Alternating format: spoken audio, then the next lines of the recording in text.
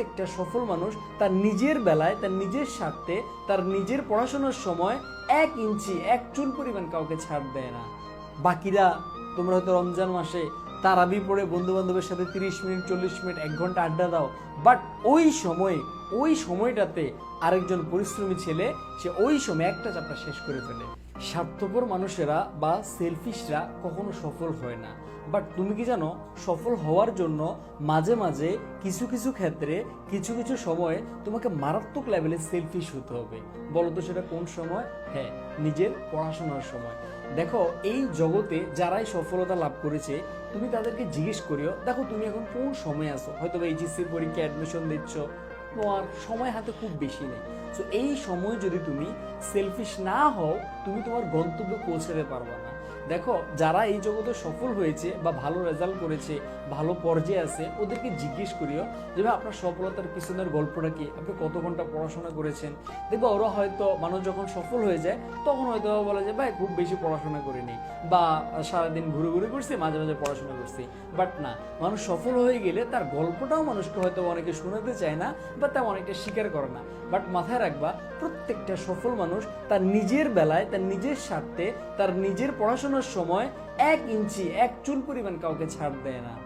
বাকিরা তোমরা হয়তো রমজান মাসে তারাবি পড়ে বন্ধু বান্ধবের সাথে 30 মিনিট 40 মিনিট 1 ঘন্টা আড্ডা দাও, বাট ওই সময়টাতে আরেকজন পরিশ্রমী ছেলে সে ওই সময় একটা চ্যাপ্টার শেষ করে ফেলে। তুমি হয়তো ফেসবুকে কোনো একটা ভাইরাল ট্রেন্ড, ভাইরাল ইস্যু এগুলো নিয়ে ফেসবুকে মাতামাতি করতেছো, ফেসবুকে একবার ঢুকলেই হয়তো 30 মিনিট 40 মিনিট 1 ঘন্টা সময় নষ্ট হয়ে যাচ্ছে। বাট ওই সময় আরেকটা স্টুডেন্ট, আরেকজন শিক্ষার্থী তার একটা চ্যাপ্টার কমপ্লিট করতেছে। সো মাথায় রাখবা, যখন যদি সফল হতে চাও তাহলে এই সময়গুলো নিয়ে নিজেকে স্বার্থপর হতে হবে। একটা সময়, একটা মিনিট, একটা ঘন্টাও আমার অপচয় করা যাবে না, নষ্ট করা যাবে না। সো ভাই, এটা বলার জন্যই যে সব কাজে আমরা জানি যে স্বার্থপর যারা, সেলফিশ যারা, এরা কখনো ভালো করে না। বাট একটা জিনিস মাথায় রাখবা, পড়াশোনা নিয়ে নিজেকে মারাত্মক লেভেলে সেলফিশ হতে হবে। কেমন ধরনের সেলফিশ? পড়াশোনার একটা সময়, বিন্দু পরিমাণ সময় অন্যান্য কাজে দেওয়া যাবে না। আমি এখন যে ভিডিওটা করতেছি, ভিডিওটা প্রায় রাত 3:30-র উপরে বাজে। সো আমি আমার লক্ষ্য সম্পর্কে আমি জানি। সো আমার লক্ষ্য সম্পর্কে যদি আমি জানি, আমি আমার এখানে রাতের ঘুমটাকেও প্রয়োজন আমি কি ছাড়তে রাজি, বাট লক্ষ্য থেকে বিস্তুত হওয়া যাবে না। সো তোমার সামনে এইচএসসি পরীক্ষা, সামনে তোমার অ্যাডমিশনের পরীক্ষা। সো নিজের এই সময়টাকে কাজে লাগাও। প্রতিদিন প্রতিজ্ঞা করতে হবে যে আমি আজকে 10 ঘন্টা 12 ঘন্টা 14 ঘন্টা পড়াশোনা করব। এই পড়াশোনার সময় নিয়ে বিন্দু পরিমাণ স্যাক্রিফাইস করা যাবে না যে পড়াশোনা বাদ দিয়ে অন্যটা। নো, এই কাজ কখনোই করা যাবে না। এই ক্ষেত্রে একদম সেলফিশ হও। এই ক্ষেত্রে মায়ের সাথে বিরোধ লাগলে লাগুক, বাবার সাথে বিরোধ লাগলে, তর্ক লাগলে লাগুক, বাবাকে বুঝাও, বাবা তোমরা বুঝো না বাট আমি বুঝতেছি কত বড় ইম্পর্টেন্ট টাইমের মধ্যে এখন আছি। সো মাথায় রাখবে, একটা দিন যদি কেউ 10 ঘন্টা 12 ঘন্টা 14 ঘন্টা পড়তে পারে, তুমি বিশ্বাস করতে পারবা না যে তুমি কি পরিমাণ সিলেবাস তুমি শেষ করতে পারবা।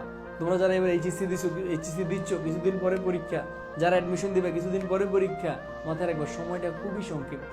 এই সংক্ষিপ্ত সময়ের মধ্যে যদি তুমি তাল বাহানা করো, লাইফে কখনো গেইন করতে পারবা না। হ্যাঁ, অন্য ক্ষেত্রে কিছু করতে পারবা, বাট এইচএসসি অ্যাডমিশন এই ছোট্ট এই সময়ের মধ্যেও যদি সময় নষ্ট করো, সময় অপচয় করো, লাইফে কখনো শাইন করতে পারবা না।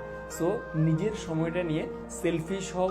নিজের এই পড়াশোনার সময় কখনো অন্যকে দিও না।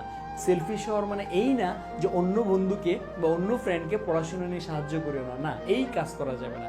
সবাইকেই সাহায্য করবা, সবাইকেই যতটুকু পসিবল হেল্প করবা, বা যেটা করার দরকার করবো, উপকার করার দরকার করবা। বাট পড়াশোনার ক্ষেত্রে নিজের পড়ার সময়টা কখনো অন্য কাউকে দেওয়া যাবে না, কখনো মোবাইলে নষ্ট করা যাবে না, কখনো বন্ধু বান্ধবের আড্ডা নষ্ট করা যাবে না। তাহলে তুমি নিজের মুখে হাসি ফোটাতে পারবা, তোমার লক্ষ্যে তুমি যেতে পারবা, নিজের স্বপ্নের ক্যাম্পাসে তুমি যেতে পারবা, তোমার মা বাবার মুখে হাসি ফোটাতে পারবা।